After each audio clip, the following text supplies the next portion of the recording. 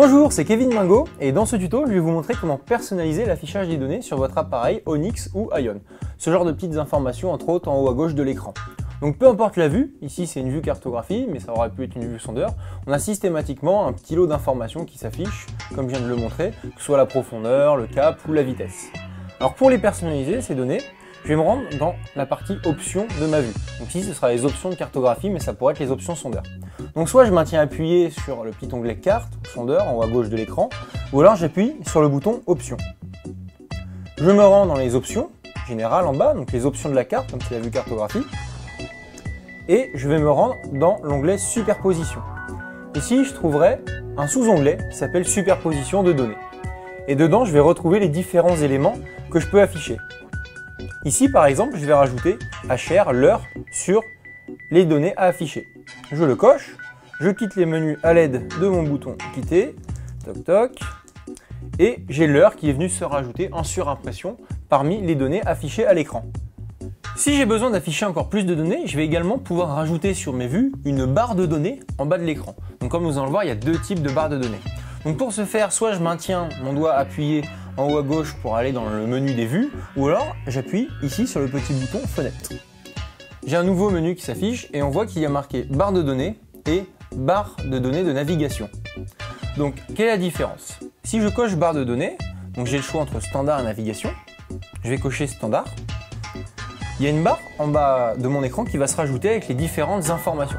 Cette barre elle est tout le temps présente. Tandis que la barre de navigation, qu'on verra ensuite, ne s'affichera que lorsque l'on lancera une navigation. Je quitte le menu à l'aide de mon bouton croix, toc, et je retrouve les différentes données et différentes informations sur cette barre qui s'affiche en bas de mon écran. Je vais pouvoir bien évidemment personnaliser ces données. Sur un appareil tactile, il me suffit de maintenir le doigt appuyé et je vais pouvoir choisir l'élément que je veux ajouter à ma barre de données. Je quitte. Sur un appareil non tactile, en revanche, il va falloir que je le fasse avec les boutons. Donc comment on fait? On rappuie sur le bouton fenêtre ici, toc, et on va avoir un nouvel onglet qui s'est affiché, qui s'appelle modifier les données. Lorsque je clique dessus, je vais avoir le choix entre données standard pour la barre standard et données de navigation pour la barre de navigation. Je rentre dedans, et là je peux sélectionner l'élément que je veux modifier, je valide à l'aide du joystick, hop, et je retrouve le même menu qui me permet de sélectionner les différents éléments.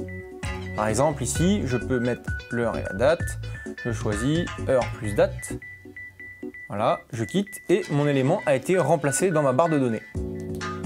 La barre de navigation maintenant. Donc je rappuie sur mon bouton fenêtre et je sélectionne barre données navigation. Je vais cocher ici navigation. Et cette fois-ci, j'ai une nouvelle option qui va se déclencher lorsque je vais créer ou engager une navigation sur une route. Exemple, je quitte. Comme expliqué dans les autres tutos sur la manipulation des appareils, je déplace mon curseur et j'appuie sur le joystick afin de lancer une navigation. Toc. Automatiquement, comme on peut le voir, la barre de données a changé et c'est une barre de données de navigation qui est affichée. Donc d'origine, on a le cap qui s'affiche, ainsi que la distance restante jusqu'à notre point d'arrivée et le temps que l'on va mettre pour parcourir cette distance à la vitesse à laquelle nous allons. De la même manière, je vais pouvoir personnaliser cette barre de données. Donc pour les appareils tactiles, je maintiens mon doigt appuyé et je choisis l'élément que je veux afficher. Et pour les appareils non tactiles, je rappuie sur le bouton fenêtre, hop, et je me rends dans modifier les données. Et cette fois-ci, je sélectionne données de navigation. Et il m'est alors possible, à l'aide du joystick, de sélectionner les différents éléments que je veux modifier. Voilà comment personnaliser l'affichage des données sur vos appareils Ion, Onyx et bien évidemment Onyx non tactile.